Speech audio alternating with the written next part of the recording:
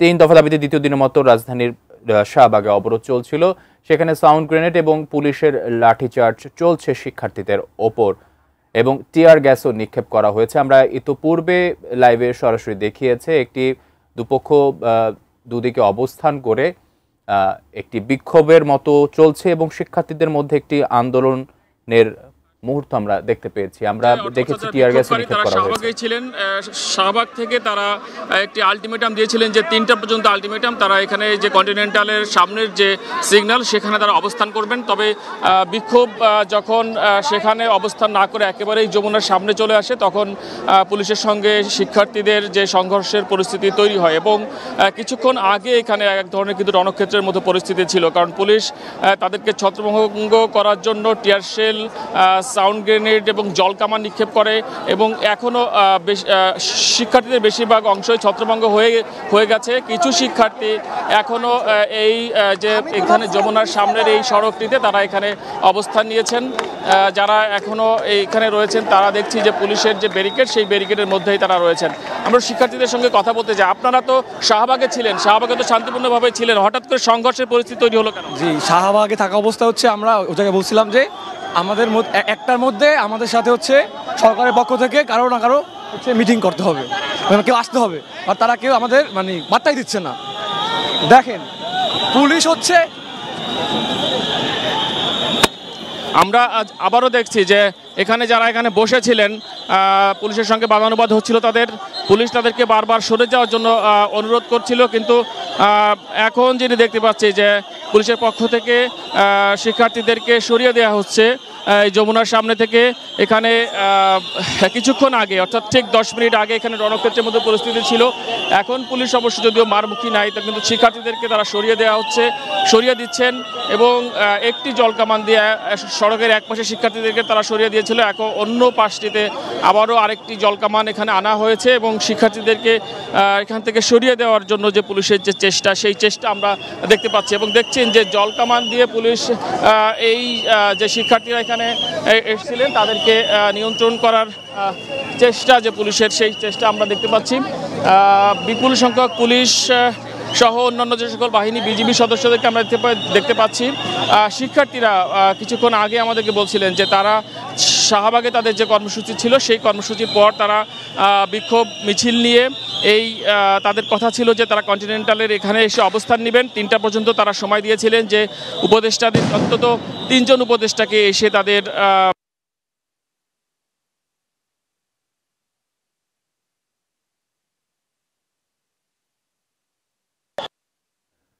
দর্শক আপনারা চাকরির ক্ষেত্রে, চাকরির পদোন্নতির ক্ষেত্রে কিংবা এন্ট্রি বিশেষ করে 10ম গ্রেডে বিএসসি ইঞ্জিনিয়ার যারা তারাও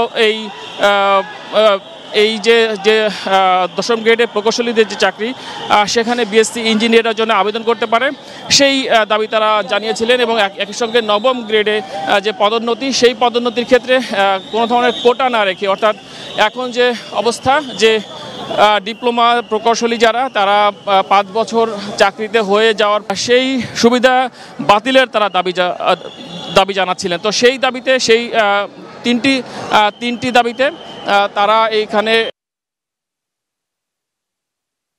ছিলেন, অর্থাৎ প্রধান উপদেষ্টা যে বাসভবন যমুনা সেই যমুনা তারা এখানে ঘেরাও করতে একেবারেই বলা যায় যে যমুনার সামনের যে সড়ক যে গোলচত্বরটি সেইখানে তারা পৌঁছে গিয়েছিলেন এবং তখন পুলিশের পক্ষ থেকে তাদেরকে ছত্রভঙ্গ করার চেষ্টা করা হয়। প্রথমে তাদেরকে অনুরোধ করা হয় তারা যেন এখান থেকে যেন সরে যান, তবে সেটি শিক্ষার্থীরা তাদের যে অনুরোধ সেটি তারা শোনেননি, বরং তারা পুলিশের সঙ্গে সংঘর্ষে জড়িয়ে পড়েন এবং পুলিশও পাল্টাভাবে তাদের দিকে টিয়ার শেল, সাউন্ড গ্রেনেড, জলকামান নিক্ষেপ করে এবং এখনও আপনারা দেখতে পাচ্ছেন যে পুরোপুরি পরিস্থিতি নিয়ন্ত্রণে আসেনি। পুলিশের বিপুল সংখ্যক পুলিশের সদস্য এখানে আনা হয়েছে। যদিও শাহবাগে যখন আন্দোলন চলছিল তখন পুলিশের যে সংখ্যা সেটি আসলে শাহবাগেই ছিল, কিন্তু শিক্ষার্থীরা হঠাৎ করে যখন এই যমুনা অভিমুখে আসতে শুরু করে পুলিশরা আসলে কিছুই বুঝে উঠতে পারেনি, কারণ পুলিশ তাদের পেছনে ছিল। তাদের হয়তো ধারণা ছিল যে হয়তো শিক্ষার্থীরা যমুনা পর্যন্ত আসবেন না, হয়তো শাহবাগে থাকবেন। কিন্তু যখন তারা যমুনার দিকে মুভ করা শুরু করে, তখন আসলে শিক্ষার্থীদেরকে আর এই পুলিশের যারা এখানে সদস্য ছিলেন, আইন শৃঙ্খলা রক্ষাকারী বাহিনীর যারা সদস্য ছিলেন, তার শিক্ষার্থীদেরকে কন্ট্রোল করতে পারেননি শেষ পর্যন্ত। এবং এখনও আমরা দেখতে পাচ্ছি যে মুহুর্মুহু সাউন্ড গ্রেনেড ছোড়া হচ্ছে শিক্ষার্থীদের ছত্রভঙ্গ করার জন্য। আহত আমরা দেখেছি, অন্তত 5 জন পুলিশকে দেখেছি রক্তাক্ত অবস্থায়, যে যারা শিক্ষার্থীদের ছোড়া ইট পাটকেলে যারা আহত হয়েছেন আমরা তাদেরকে দেখতে পেয়েছি। একই সঙ্গে এখানে শিক্ষার্থী যারা ছিলেন তাদেরকেও আমরা এখানে দেখতে পাচ্ছি, যে পুলিশের নিয়ন্ত্রণের অর্থাৎ পরিস্থিতি নিয়ন্ত্রণের যে চেষ্টা পুলিশের, সেই চেষ্টা আমরা দেখতে পাচ্ছি। পুরো সড়কে জলকামানের যে পানি, রঙিন পানি, সেটি RICL TMX যুগের পর যুগ স্থাপনা থাকে মজবুত ছড়িয়ে রয়েছে।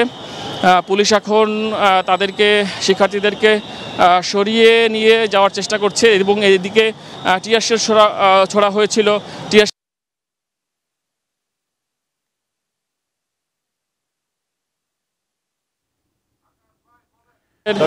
পুলিশ শাহবাগের দিকে যাচ্ছে, শাহবাগের দিক থেকে শিক্ষার্থীদেরকে সরিয়ে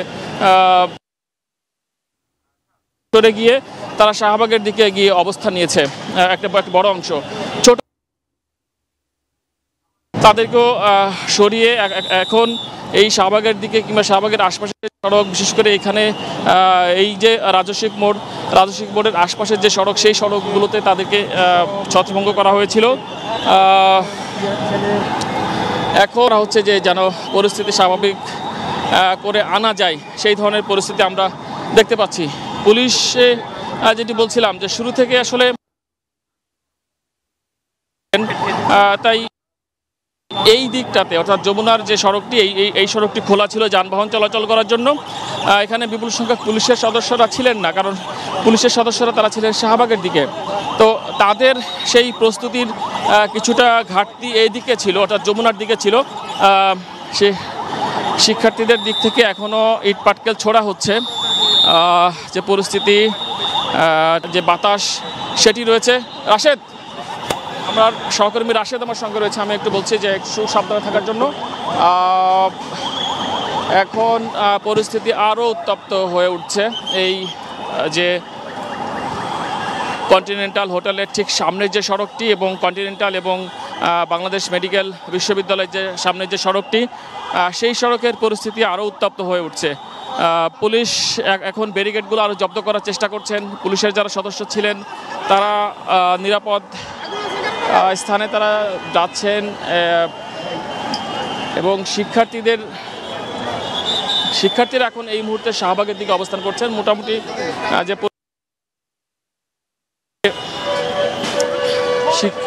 এখন এই একেবারে রাজস্বিক মোড় পর্যন্ত পুলিশ শিক্ষার্থীদেরকে ছত্রভঙ্গ করে দিয়েছেন। এদিকে তারা এই মুহূর্তে নাই। আমরা একটু উপরে থেকে যদি দেখাই যে বিভিন্ন আশপাশের সড়কে তারা অবস্থান নিয়েছেন এবং পুলিশের উপস্থিতির সংখ্যা বাড়ানো হয়েছে। এবং এখানে রমনা জোনের যিনি ডিসি মাসুদ, তাকে আমরা দেখতে পাচ্ছি। তিনি শুরু থেকেই শিক্ষার্থীদেরকে বোঝানোর চেষ্টা করছিলেন তাদেরকে চলে যাওয়ার জন্য। টিয়ার শেলের যে ঝাঁঝালো বাতাস, সেটি আসলে এখানে বাতাসকে ভারী করে তুলেছে। পুলিশের যারা আছেন, আমরাও যারা এখানে গণমাধ্যম কর্মী রয়েছে, বিপুল সংখ্যক গণমাধ্যম কর্মী আছেন, তাদেরও একই অবস্থা। যানবাহনগুলো এদিকে ঘুরিয়ে দেওয়া হচ্ছে, কারণ শাহবাগমুখী যে যানবাহন রয়েছে সেটি এই মুহূর্তে চলাচল করছে না। দেখছি যে সেদিকে সম্ভবত শিক্ষার্থীরা রয়েছেন কিনা। এই মুহূর্তে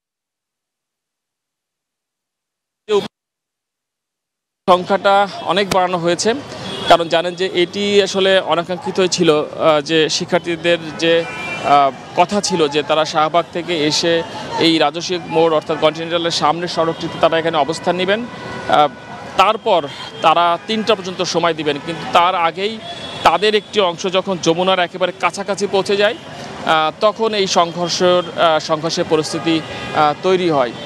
বুয়েটের শিক্ষার্থীরা পাশে বুটেক্স তারপর শিক্ষার্থীরাও তারা তাদের যে লং মার্চ টু ঢাকা কর্মসূচি, সেই কর্মসূচির অংশ হিসেবে তারা এইখানে এসছিলেন। তো সেই পরিস্থিতি এখন বলা যায় যে অনেকটাই পরিস্থিতি শান্ত, কিছু অর্থাৎ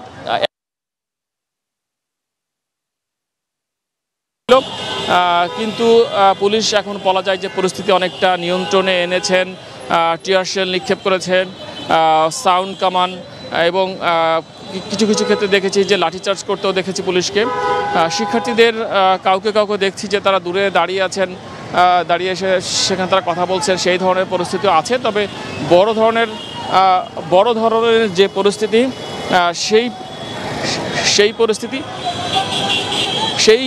সেই পরিস্থিতি আমরা এখন দেখছি না। শিক্ষার্থীরা ঠিক শাহবাগের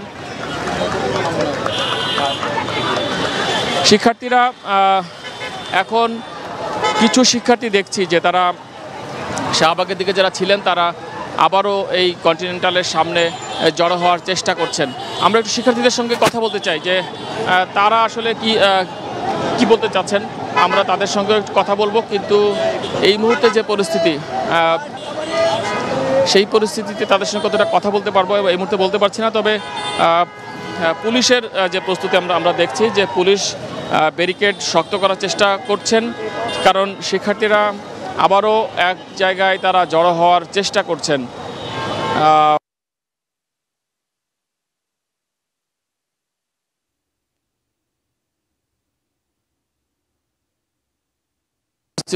তারা কি করবেন?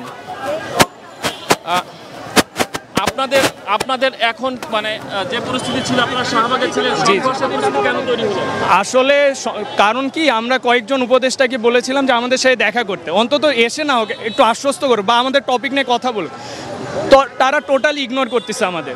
আপনারা যখন মাইকে কথা বলছিলেন তখন আমরা শুনছিলাম যে আপনারা বলছিলেন যে আপনারা এই অবস্থান নেবেন, কিন্তু আপনারা তো যমুনার সামনে চলে গিয়েছিলেন, হয়তো মানে ওই কারণে সংঘর্ষ। আমি বলি যে আমরা যদি আগায়ও থাকি, দেখেন অনেক বড় একটা ম্যাচ, বলা তো যায় না, আমাদের যারা লিডে ছিলেন তারা একটু পিছিয়ে পড়ে গেছিলেন, তারা মাঝখানে বলতেছিল বা তো আমরা যখন সামনে আগাচ্ছি, অনেকে আগে গিয়েছিল, তারা পুশ করতে পারতো, এমন না কেউই তখন উত্তেজিত ছিল না, তারা ব্যারিকেড দিলে পুশ করতো, তারা থামতো, আমরা সবাই বসে যেতাম।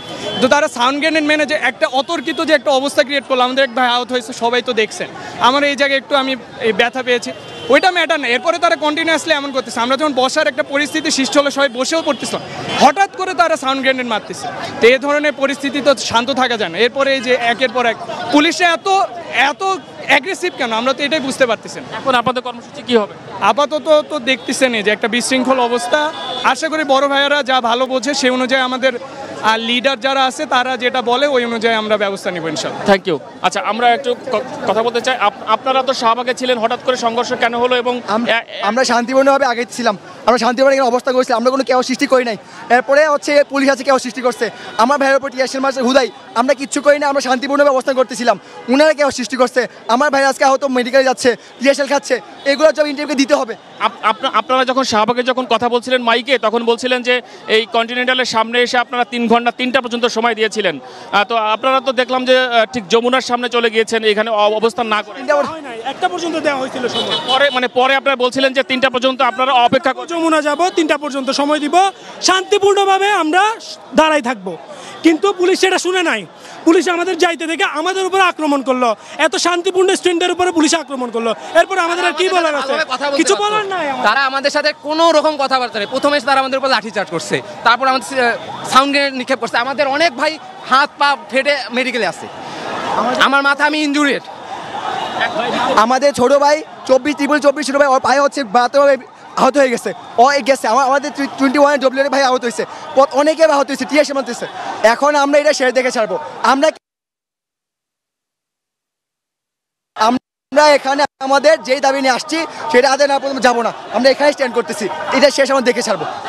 দেখছিলেন যে শিক্ষার্থীরা বলছিলেন যে তাদের যে দাবি, সেই দাবি তারা পূরণ না করে যাবেন না। তারা এখনও আবারও তারা এই ইন্টারকন্টিনেন্টালের সামনের যে সড়ক সেই সড়ক পর্যন্ত তারা পৌঁছে গিয়েছেন।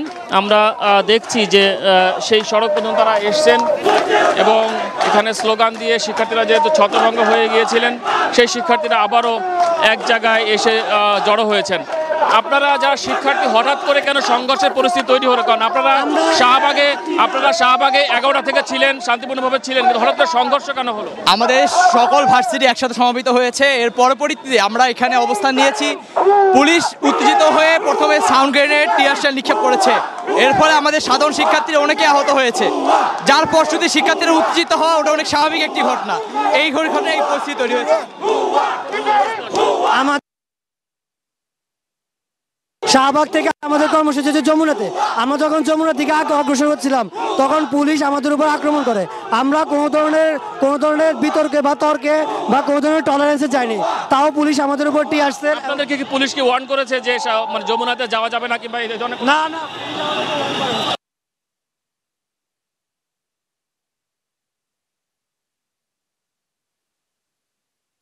উত্তেজনাকর পরিস্থিতি সৃষ্টি হয়েছে। কয়েকজন শিক্ষার্থী এখানে বারবার, পুলিশ এখনও আসলে মারমুখী অবস্থানে রয়েছে।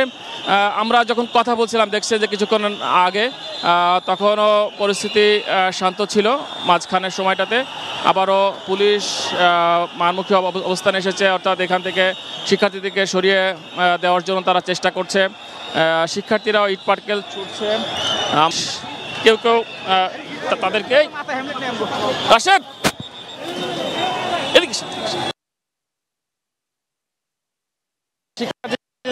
থেকে আবারও ইট পাটকেল ছুটছেন এবং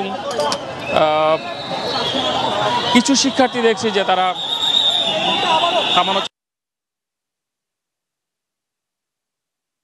পরিস্থিতি তৈরি হয়েছে।